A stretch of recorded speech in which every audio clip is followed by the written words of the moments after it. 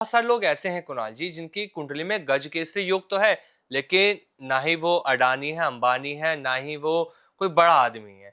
सबकी कुंडली में एक जैसा ये फल नहीं देता। तो ऐसा क्यों होता है? ज्योतिष बहुत सारे ऐसे, मैं अपनी खुद की बात करता हूँ। एक बार अभी कुछ टाइम पहले की बात है कि मैं एक ज्योतिष के साथ पॉडकास्ट कर रहा था, तो मैंने उन्हें अपनी ऐसी कुंडली दिखाई। तो उन्होंने बताया कि आपकी कुंडली में तो आमिर जी गज केसरी योग बनता है। तो मेरा सवाल उनसे ये था कि पंडित जी, आपने ये तो कहा गज केसरी योग बन रहा है, लेकिन फल तो नहीं मिल रहा उसका। ये क्यों होता है? बहुत सारे लोग ऐसे हैं। जब किसी ज्ञानी के पास बैठोगे तो इसका भी जवाब मिलेगा। जैसे मैंने भी थोड़ी देर पहले बताया कि गजकेसरी योग, दोनों ग्रह जब भी किसी जातक के जन्म कुंडली में एक साथ बैठते हैं तो ये गजकेसरी योग बनता है। लेकिन इसके साथ मैंने आपको यह भी बताया कि यही योग, यही कॉम्बिनेशन अगर किसी जातक की जन्म कुंडली के छठे, आठवें, 12वें भाव में बन जाए तो ये बिल्कुल अच्छा नहीं होता। उल्टा कई बार ये देखने में आया है कि ये नुकसानदायक होता है। और ऐसा नहीं है कि गजकेसरी योग मल्टीपल तरीकों से भी बनता है, और दुनिया के सबसे बड़े योगों में गजकेसरी योग नहीं आता। इससे अगर और ज्यादा मैं प्रबल देखूं तो चंद्रमा और शुक्र की युति है, वो बहुत अद्भुत होती है। अगर वो इन्हीं भावों में, केंद्र में अगर युति बन जाए तो ऐसा व्यक्ति राजा के समान होता है। बहुत कम समय में वो राजा बन जाता है, बहुत कम समय में दुनिया की सारी लग्जरी लाइफ अपने पास इकट्ठी कर लेता। उसके पास ऐसे रिसोर्सेज बहुत आते हैं, उसको बार बार ऐसे मौके मिलते हैं कि वो जीवन में बहुत ज्यादा तरक्की कर लेता है। जैसे कि अभी एक नाम मैं बताता हूं। मेरे ख्याल से कुछ दिन पहले बड़ा फेमस भी हुआ था वो कांड। एक महादेव के नाम से कोई मैच फिक्सिंग का काम, मैच का काम, आजकल जुआ सट्टा आप देखो बहुत ज्यादा है। जी। तो अभी बहुत दिन पहले, बहुत दिन भी नहीं हुए, कुछ समय पहले एक व्यक्ति ने जीवन में बहुत कम समय में, अब मैंने उसके बारे में थोड़ा सा स्टडी, क्योंकि मुझे शौक है कि जब किसी के बारे में आप जब ऐसे टीवी पे देखते हो, सुनते हो, तो उसके बारे में समझने का, जानने का शौक होता है। तो उसकी बहुत सारी जगहों पे, मतलब गूगल पे आज जितने भी दुनिया के सारे बड़े लोग हैं ना, सबकी कुंडलियां हैं। और आप देखोगे मेरे भी अभी कंप्यूटर में ना कम से कम 1000 से भी ज्यादा जन्म कुंडलियां होंगी। वो सारे जो सुपर रिच लोग हैं, जी। सारे जो राष्ट्रपति या प्राइम मिनिस्टर बने, जो पावरफुल कंट्रीज के जो प्राइम मिनिस्टर बने, मुझे शौक है। क्रिकेटर्स हो गए, फुटबॉल्स हो गए, रोनाल्डो हो गए, सचिन तेंदुलकर जी हो गए, या माही हो गए, या विराट कोहली, ऐसे लोगों को स्टडी करने का मजा आता है जी। कि कौन से ग्रह ने, ऐसे योग तो और भी लोगों की कुंडली में थे, बट यही क्यों बने। तो इसको स्टडी करने का एक अलग मजा है, और ये अपना शौक भी है। भाई अपना प्रोफेशन तो है बट शौक भी है। तो मैं अभी आपको बता रहा था, एक महादेव करके कोई बड़ा फेमस हुआ था। उन्होंने बहुत कम समय में बहुत पैसा कमा लिया। बहुत कम समय में बहुत पैसा कमा तो लिया, लेकिन बहुत सारे, ये चीजें तो गलत ही हैं। बिल्कुल। अपराध या नेगेटिव चीजों में आप कभी भी जब जाओगे, कम समय में आप पैसा तो कमा लोगे, लेकिन आप अगर समय रहते आपने उन चीजों से अपने आप को हटाया नहीं, तो एक दिन आपके लिए ये यही मुसीबत का कारण भी बन जाएंगे। बिल्कुल।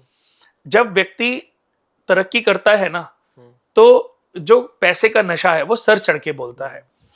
तो ऐसे ही मैंने, ये तो एक उदाहरण मैंने बोला, ऐसे ही और भी मैंने बहुत सारे लोगों की जन्म कुंडलियां देखी हैं कि ये जो जैमिनी राजयोग है, ये बहुत कम समय में बहुत सारे ऐसे रिसोर्सेज देता है, जो व्यक्ति उन रिसोर्सेज को पकड़ के बुलंदियों पे पहुंच जाता है। अब जैसे फिर मैं एक उदाहरण देता हूं कि आपकी किस्मत में 1 लाख रुपए कमाने का योग है। हर महीने आप कोई ना कोई काम करोगे तो आपके पास लाख रुपए, ये तो योग बना हुआ है, ये लिखा गया है। आप कुछ चीजें बेच रहे हो और उससे पैसे आ रहे हैं। फिर भगवान ने एक दिन आपको एक शॉर्टकट रास्ता दे दिया, आप लाइजनिंग करने लगे। आपने कहा तेरा ये मैं काम इससे बोल के करा दूंगा, मैं लाख रुपए लूंगा। आपको कहा यार ये तो बहुत ईजी है। अब आप लाइजनिंग में चले गए।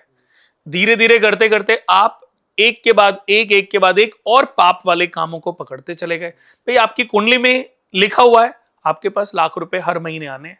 आपके पास जो ज्यादा आते थे वो खर्च हो जाते, लेकिन लाख रुपए आपके पास हर महीने जुड़ रहे हैं। अब आपने इजी रास्ता आपने ढूंढा, भगवान ने तो आपको सही रास्ते भी दिए थे।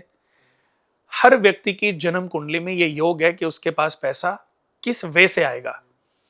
सही रास्ते सबसे पहले उसके सामने प्रबल होते हैं, लेकिन जब सही रास्ते प्रबल होते हैं ना, तो ये शॉर्टकट रास्ते, पाप से भरे रास्ते भी उसके सामने आते रहते हैं। बट ये उस व्यक्ति को डिसाइड करना होता है कि उसको कौन सा रास्ता चुनना है। वो कहता है कि इस बार ये वाला योग पहले आए। अगर कुंडली में लिखा गया है ना हर महीने आपके पास लाख रुपए आएंगे, तो ये आपको डिसाइड करना है कि आपको वो चोरी से, हेरा फेरी से, फ्रॉड करके, जुर्म के रास्ते पर जाकर के वो लाख रुपए कमाने, या मेहनत के। लिखा गया तो आएंगे हर एक रास्ते से, मेहनत करके, पुण्य कमा के, लोगों की टेक केयर करके, अच्छे कर्मा करके। जो लिखा गया है तो लिखा ही गया है। ये तो मैं बोल ही रहा हूं ना कि अगर लिखा है तो आपके पास जरूर आएगा, लेकिन आपको डिसाइड करना है कि उसका रास्ता कौन सा होना चाहिए। तो ऐसे ही ये जो योग हैं, ये कभी कभी जब छठे, आठवें या 12वें घर में, चाहे वो गज केसरी योग हो, चाहे जैमिनी राज योग हो, या इन दोनों ग्रहों में कोई ग्रह नीच का हो, चंद्रमा नीच के बैठे हैं, बृहस्पति 7 में हो गए, या बृहस्पति मकर राशि में हो गए, चंद्रमा 7 में हो गए, तब भी गज केसरी योग बनता है। उस स्थिति में भी ये एक्टिवेट उतनी जल्दी नहीं हो पाते। तो ऐसे व्यक्ति को अपने मिड लाइफ तक स्ट्रगल करना पड़ता है। फिर उसको पाप के रास्ते थोड़े थोड़े मिलते हैं, वो उनको एक्टिवेट कर लेता है, कम समय में बहुत पैसे कमा लेता है। लेकिन ये तो उसके पास, उसका समय तो 50% तो स्ट्रगल वाला था ही। अब उसकी किस्मत को बदलने का भगवान ने समय सोचा हुआ था, लेकिन उसने उससे पहले ही पाप का रास्ता चुन लिया। अब जब पाप का रास्ता, हर पाप का अंत है, हर अति का तो अंत होना ही है। तो जीवन में आप कभी भी कोई भी गलत काम चुन लो, उसका एक दिन अंत जरूर होना है। और अगर आपकी किस्मत में लिखा गया है तो थोड़ा सा पेशेंस, और अपनी जो भी कार्मिक चीजें हैं, जो भी कर्मा हैं आपके, जो भी अच्छी चीजें हैं, उस तरफ आप चलते रहो, कर्म करते रहो। थोड़ा समय लगेगा जी, लेकिन आपको वो सारी सुख सुविधाएं प्राप्त होंगी। अगर आपकी किस्मत में लिखी हैं तो भगवान ने अच्छे रास्ते भी आपके लिए चुने हैं। ये तो बहुत लोग ऐसे हैं जिनको लगता है ये शॉर्टकट रास्ता है, इसमें बहुत पैसा आ गया। पैसा इसलिए आया क्योंकि आपकी किस्मत में लिखा जा चुका था। लेकिन गलत रास्ते से कमा के, गलत चीजों से कमा के आपने अपने इस जन्म के कार्य खराब कर लिए। पिछले जन्म के पुण्यों का प्रताप था कि आज आपके पास पैसा है। आज जितने भी दुनिया के सुपर रिच लोग हैं ना, उनको ये चीजें भीख में नहीं मिली। उन्होंने कभी ना कभी कुछ ना कुछ अच्छे कर्म किए हैं। वो कभी ना कभी एक दो कर्माज नहीं है, उन्होंने पूरा जीवन अच्छे कार्मिक कर्मों के साथ जिया है, लोगों की केयर की है, सब चीजों को अच्छा रखा है। तब जाकर के उनको ये सारी चीजें बाय बर्थ, जन्म के साथ ही। धीरूभाई अंबानी जी ने मेहनत की थी, उन्होंने ये साम्राज्य खड़ा किया। मुकेश अंबानी जी ने भी पापा के साथ मिलकर मेहनत करी और उसको पूरी दुनिया में फैला दिया। लेकिन जो उनके पुत्र हैं अनंत, और जो दूसरा आकाश, या उनका जो पुत्र हुआ है पृथ्वी, अभी वो छोटा सा बेबी है, अभी उसने तो कोई कर्मा किए नहीं ना, बट जन्म के साथ ही उसने उस साम्राज्य का पर मालिकाना हक तो पा लिया ना। तो ये उसके अपने कर्मा रहे होंगे।